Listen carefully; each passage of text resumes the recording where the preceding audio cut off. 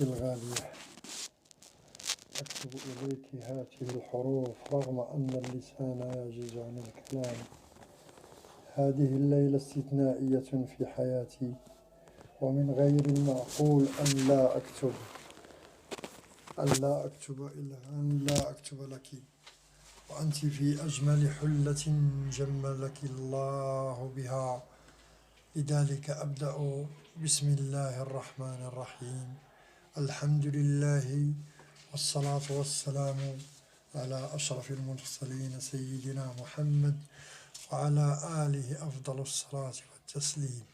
أما بعد، ابنتي الغالية وحبيبة قلب أحلام، بالأمس كنت معي واليوم مع رجل غريب لا تعرفيه، أصبح بقدرة الله تعالى شريك حياتك بعقده الشرعي عليك. الليلة ستكونين سيدة السيدات بعدما كنت آنسة تؤنسينني في حياتي.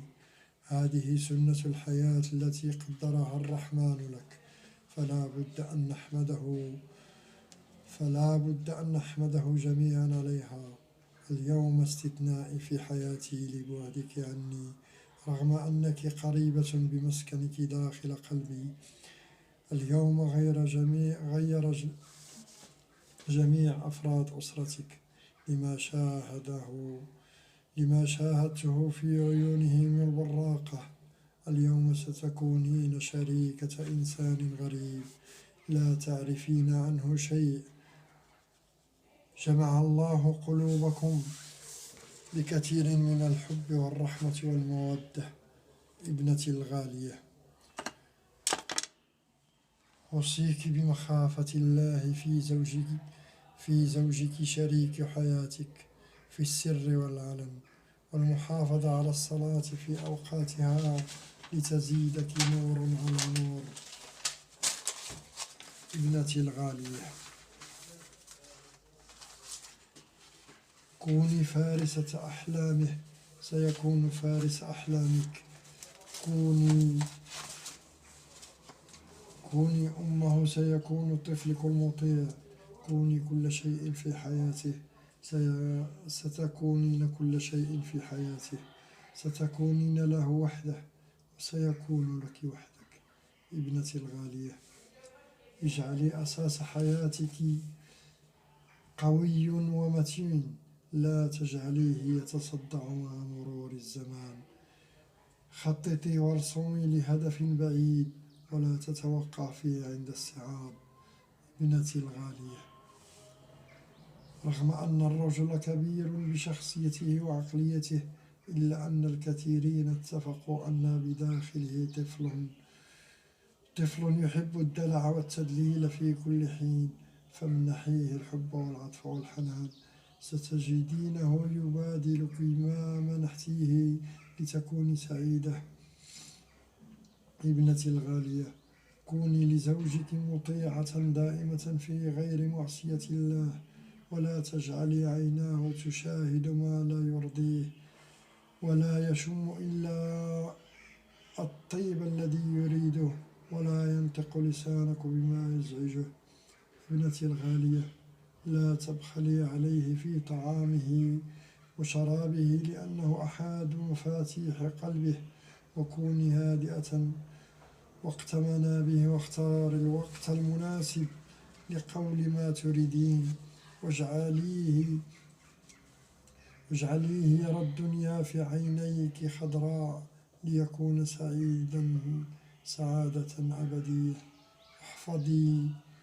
واحفظي ماله لتبعديه عن الذل، ودبري حياتك خير تدبير. كوني له أم، يكون لك طفلا مدللا يبهج حياتك في كل حين. ابنتي الغالية، سنة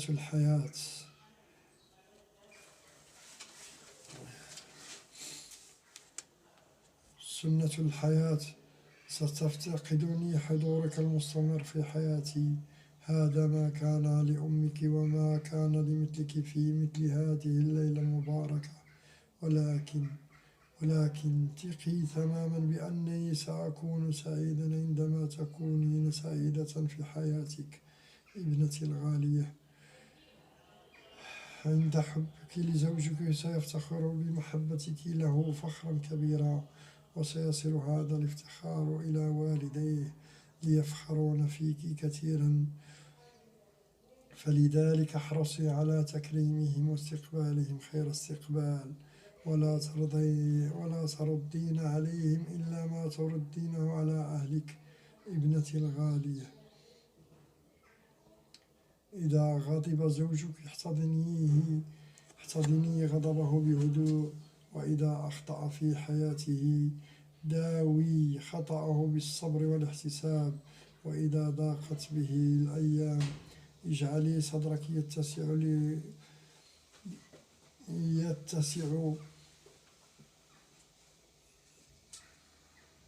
لتسعي فيه على النهوض من جديد. ابنتي الغالية وحبيبتي وأملي في الحياة، عيشي حياتك كما جاءت، وكوني راضية بالنصيب المقدر لكسب رضا الرحمن. وأخيرا وليس بالأخير، إني راض عليك ما دمت حيا، وإن مت فإنني أحمد الله أنني أديت رسالة نبيلة في هذه الحياة، فأنا أعلم علم اليقين أن أحلام لن تخيب ظني، وأملي فيها كبير، وأغلى هدية أهديها لك هي رضائي، فأنت الراضية المرضية في الدنيا والآخرة، ودمت حبيبتي الغالية، وأتمنى لك حياة سعيدة مع من اختاره قلبك. وأطلب منك حبيبتي أن تسامحيني إن كنت قصرت في حقك، أو كنت ظلمتك يوما، أو غضبت منك لحظة، فأنا دوما وأبدا كنت أحبك وسأبقى كذلك. أبوك محمد الصادق.